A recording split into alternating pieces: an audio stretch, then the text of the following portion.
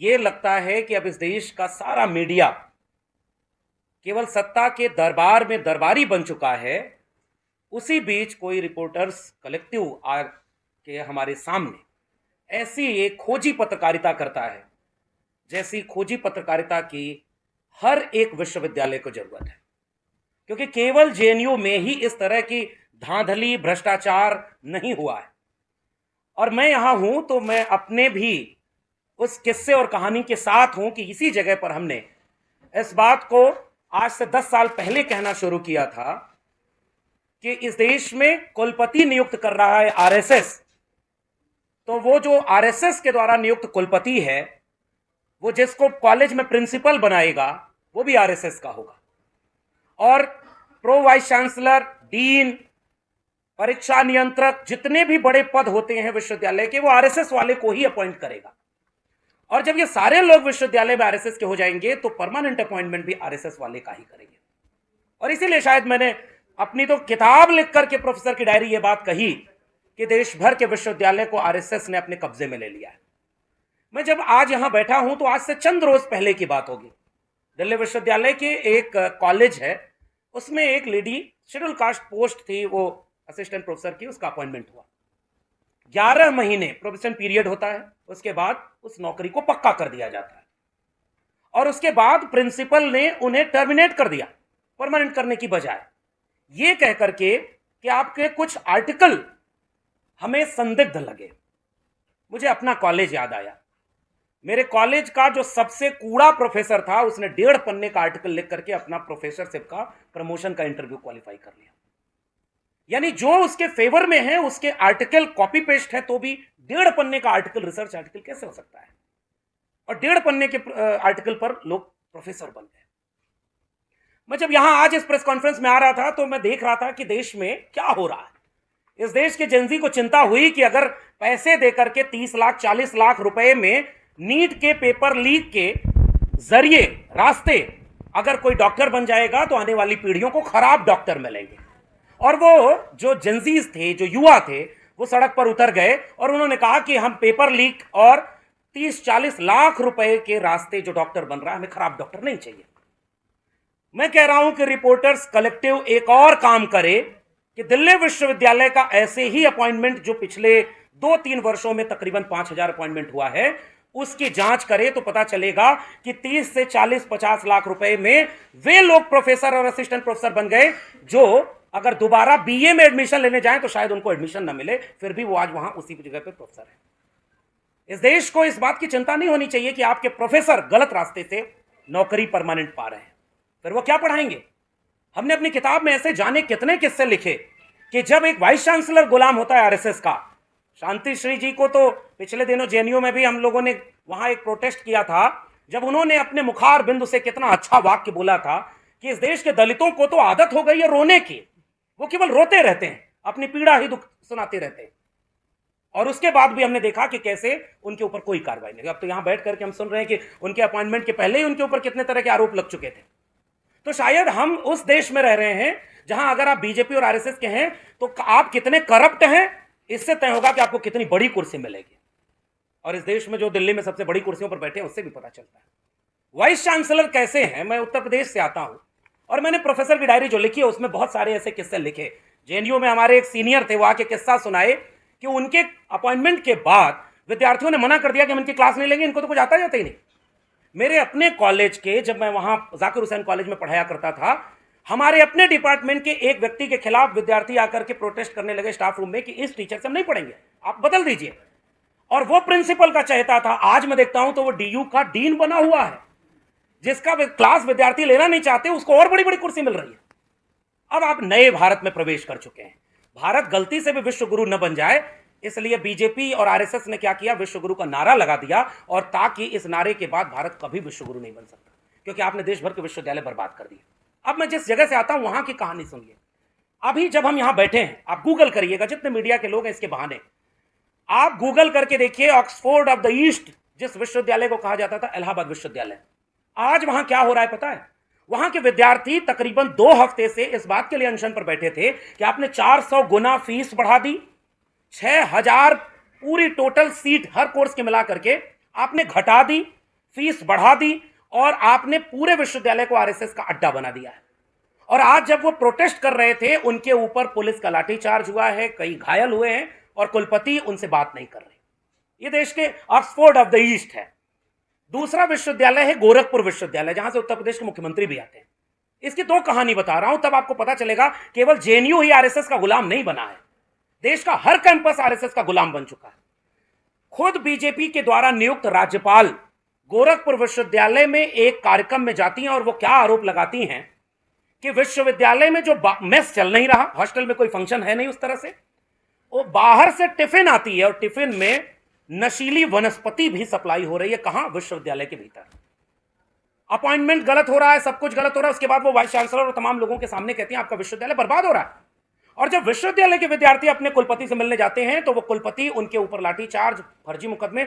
इस समय देश का कोई विश्वविद्यालय ऐसा नहीं होगा जहां अगर कोई जेएनयू टीए तो सर बचा हुआ है, मैं आप लोग को बधाई देता हूं कि आप लोग लड़ रहे हैं ताकि शिक्षक बचे हुए हैं। इस देश भर के कैंपस के हर शिक्षक अब केवल प्रमोशन या किसी कमेटी में मेंबर बनने के लिए सरेंडर कर चुके हैं। केवल देश के प्रधानमंत्री के लिए नारा नहीं लगता है कि वो सरेंडर हो चुके हैं देश के बाहर। इस देश का हर विश्वविद्यालय ऐसे तमाम लोगों से भरा पड़ा है। और एक कहानी बता दूं, देश भर के विश्वविद्यालय से जुड़े लोग शर्मिंदा होंगे इस दृश्य को देखकर। जब इलाहाबाद विश्वविद्यालय के विद्यार्थी प्रोटेस्ट कर रहे थे फीस वृद्धि और सीट कटौती के खिलाफ, तो वाइस चांसलर जो आरएसएस की है उसके कहने पर विश्वविद्यालय के प्रोफेसर और कर्मचारी अपने विश्वविद्यालय के छात्रों के खिलाफ आंदोलन करने उतर गए। और यह दृश्य हमने अपनी किताब प्रोफेसर की डायरी में भी लिखा था कि जब हम एडहॉक हुआ करते थे और हम अपने वाइस चांसलर से कहते थे कि आप परमानेंट क्यों नहीं कर रहे, तो हमारे खिलाफ उन गार्ड और कर्मचारियों को खड़ा किया जाता था जो खुद एडहॉक पर होते थे। तो किसी भी राजा के लिए सबसे अच्छा दिन वही होता है जब प्रजा को प्रजा से लड़वा दिया जाए, और यह विश्वविद्यालय में हुआ। अभी हमारे पूर्व एक पत्रकार महोदय कह रहे थे उड़ीसा में 14 वाइस चांसलर नहीं थे, बीजेपी की सरकार बनी, सारे वाइस चांसलर आ गए। हम तो दिल्ली विश्वविद्यालय में हमने देखा लगभग 2010 के बाद से 2014 में सरकार बन गई, फिर भी वीसी अपना नहीं था। 2019 में सरकार बन गई, तब भी उनको हिम्मत नहीं हुई कि परमानेंट अपॉइंटमेंट कराएं। जब उन्होंने प्रिंसिपल अपने बनवा लिए, वाइस चांसलर अपने बनवा लिए, सारे आरएसएस के बनवा लिए, उसके बाद 5000 पोस्ट पर उन्होंने परमानेंट अपॉइंटमेंट कर दिया और सारे आरएसएस वाले हैं। और आज क्या हो रहा है? जेएनयू का मैं एक दृश्य देख रहा था, मैं हिंदी विभाग से था।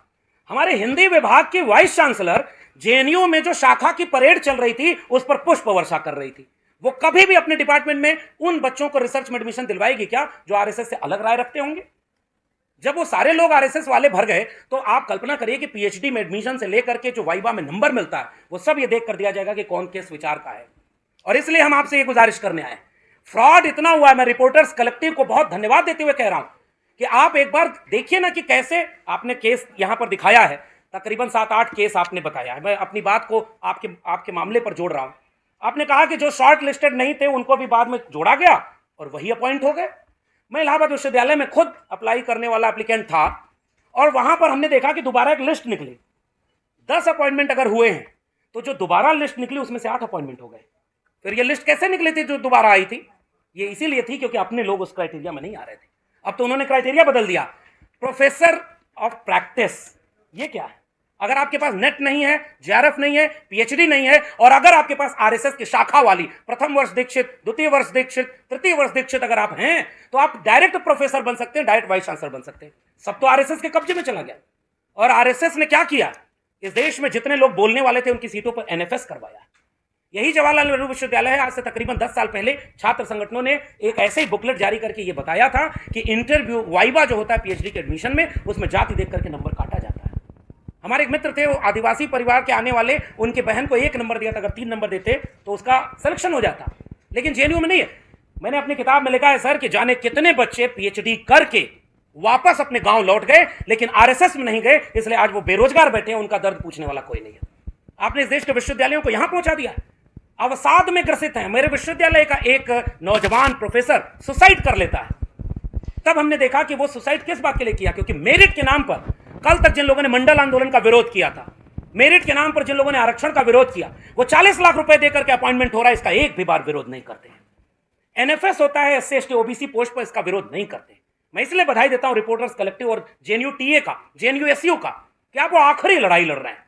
हमारे पूर्व के वक्ताओं ने कहा कि आपने शुरुआत कर दी, मैं कह रहा हूं नहीं साहब, आप आखिर में लड़ रहे हैं। अगर आप जीते तो विश्वविद्यालय बचेंगे, आप नहीं जीते तो इस देश में कोई विश्वविद्यालय पब्लिक फंडेड नहीं बचेगा। बचेगा तो केवल गलगोटिया यूनिवर्सिटी बचेगा। जो चीन का रोबोट अपने यहाँ का बना के बेचेगा और अगली बार देखिएगा पद्मश्री उसके वाइस चांसलर को मिल जाएगा। जो जितना बड़ा इस देश में मेरिट की हत्या करेगा वो उतना ही आगे जाएगा। इसीलिए करो प्रोफेसर ऑफ प्रैक्टिस क्या है, तो जो प्रैक्टिस से प्रोफेसर हो, और प्रैक्टिस से तो बहुत लोग बहुत कुछ हो सकते हैं लेकिन उनको नहीं बनाया सकता। एपीआई स्कोर की बात करते हैं, एपीआई अभी कलेक्टिव ने जो अपनी रिपोर्ट जारी की उसमें भी उन्होंने बताया कि कई लोग ऐसे अपॉइंट हुए हैं जिनके नंबर नहीं, अब रिसर्च वाला नहीं है फिर भी उसको 8 साल का टीचिंग एक्सपीरियंस दे दिया। दिल्ली विश्वविद्यालय में गेस्ट अपॉइंटमेंट हो रहा है, एडहॉक बंद, परमानेंट अपॉइंटमेंट बंद, क्योंकि अब आरएसएस भी नहीं चाहता कि परमानेंट अपॉइंटमेंट हो। अब उन गेस्ट को कोई भी टीचिंग एक्सपीरियंस नहीं मिलेगा, आप कभी जीवन में प्रोफेसर नहीं बन सकते। अगर आप आरएसएस में गए हैं तो आप तो कुछ भी बन सकते हैं। इसलिए हम कह रहे हैं कि विश्व, और हम तो सर किताब लिख के भुक्त भोगी हैं। 14 साल जिस विश्वविद्यालय में पढ़ाया, मेरा एपीआई स्कोर 100 आउट ऑफ 196 था, टॉपर ऑफ द बैच में अपने यूनिवर्सिटी का था, उसी यूनिवर्सिटी का जिसमें आज प्रोफेसरों को छात्रों के आंदोलन के खिलाफ नारे लगवाया जा रहा है। और आपने कोई मेरिट नहीं देखी, 52 नंबर वाले का परमानेंट किया है, आप मेरिट देख रहे हैं। अब दिल्ली विश्वविद्यालय में परमानेंट अपॉइंटमेंट कैसे हो रहा है? 2 दिन का वो चल रहा है इंटरव्यू, एक दिन आपसे एस्से लिखवाया जाएगा, 45 मिनट में आप एस्से राइटिंग करिए और उसके बाद अगले दिन प्रेजेंटेशन करिए, 15 से 20 मिनट आपको मिलेंगे प्रेजेंटेशन के। जिस विश्वविद्यालय में पीएचडी में एडमिशन इस बात पे हो रहा है कि इंडिया जैसे भारत सही है कि नहीं, हिंदुस्तान नाम होना चाहिए कि नहीं, इस पे तुम रिसर्च करो, उसका परमानेंट नौकरी ये करने देंगे? हमने कबीर और उस पर काम किया था, आपने कहा कि आप तो वैसे ही कॉमरेड लग रहे हैं, आपकी क्या नौकरी लगेगी? फिर आप किस बात के लिए एपीआई बनाते हैं? रिसर्च, ये रिपोर्टर्स कलेक्टिव ने तो कम काम किया है। ये तो मैं इसलिए कह रहा हूं कि आप जब मीडिया पूरी दरबारी बनी है तब आप कम से कम काम कराए, लेकिन मैं कह रहा हूं इस मीडिया घराने को इतनी ताकत मिले कि देश भर के विश्वविद्यालय की जांच करे, इससे ज्यादा खराब नतीजे उस रिपोर्ट में मिलेंगे। और इसीलिए मैं जाके कह रहा हूं, इन्होंने यहां पर कहा, अभी हमारे सांसद लोग आए थे और कहे कि बिना संसद में बातचीत किए बिल पास हो रहा है। दिल्ली विश्वविद्यालय में बिना बातचीत किए सिलेबस पास हो रहा था, किसी ने नहीं देखा, हम लोग उसके खिलाफ भी बोल रहे थे, इसीलिए नौकरी नहीं मिली। 5 मिनट में पूरे ग्रेजुएशन के, पहले 6 सेमेस्टर होते थे, अब 8 सेमेस्टर है, 8 सेमेस्टर का सिलेबस 5 मिनट में पास हो गया, क्योंकि वो आरएसएस से बन के आया हुआ है। और अभी तो नारा आज लग रहा था, बस मैं खत्म कर रहा हूं, नारा लग रहा था सर ना कि बाल नरेंद्र। हमारे घर से गांव वालों ने पूछा कि बाल नरेंद्र क्या है, हमने कहा 6ठी क्लास के बच्चों के लिए किताब बनी हुई है बाल नरेंद्र। नई शिक्षा नीति जब आई थी तो कोविड की आड़ में, आपदा में अवसर में आई थी, पार्लियामेंट से पास नहीं हुई थी, और इसलिए मैं कह रहा हूं कि 5-5 मिनट में सिलेबस जो बदला गया उसको कम्युनल बना दिया गया, पूरी शिक्षा व्यवस्था कम्युनल बन गई। और आरएसएस को पता था बीजेपी चुनाव हार जाएगी, कोई बात नहीं, लेकिन एकेडमिक इंस्टीट्यूशन पर मेरे लोग अगर बैठे रहेंगे तो एक प्रोफेसर आरएसएस का बन गया तो 30 साल तक रहेगा और 30 बैच को पढ़ाएगा, आरएसएस कभी मरेगा नहीं। इसलिए आरएसएस ने पूरे विश्वविद्यालयों को कब्जे में ले लिया। इसीलिए मैं जाते जाते एक बात कह के खत्म कर रहा हूं, उनके पास इतिहासकार नहीं थे इसलिए उन्होंने इतिहास का ही कबाड़ा कर दिया, उनके पास वैज्ञानिक नहीं थे इसलिए वैज्ञानिक सोच को भी उन्होंने खत्म कर दिया। आप सर इसमें कलेक्टिव इस पर भी जांच करें, मध्य प्रदेश में एक यूनिवर्सिटी के लिए 300 करोड़ के आसपास तक फंड सैंक्शन हुआ, गोबर और गौमूत्र में कैसे कैंसर रोकने की बीमारी के कुछ पदार्थ मिलते हैं, और जब उसकी जांच आई 32 करोड़ सैंक्शन हुआ था, उसमें 90% केवल गोबर और गौमूत्र खरीदने में खर्च हो गया और उनके घूमने में खर्च हो गया।